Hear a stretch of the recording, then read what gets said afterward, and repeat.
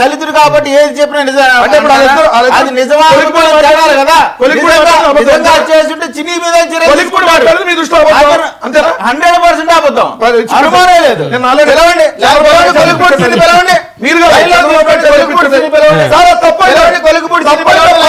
కొలిపూడి గారు ఫోన్ చేస్తున్నారు. కాదు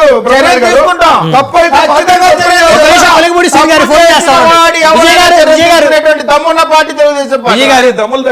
విజయ్ గారు ఫోన్ తీస్తే ఖచ్చితంగా. కొలిగిపూడి శ్రీని గారు నమస్తే అండి, మీరు లైవ్ లో ఉన్నారు, డిబేట్ లైవ్ లో. హలో కొలిగిపూడి గారు,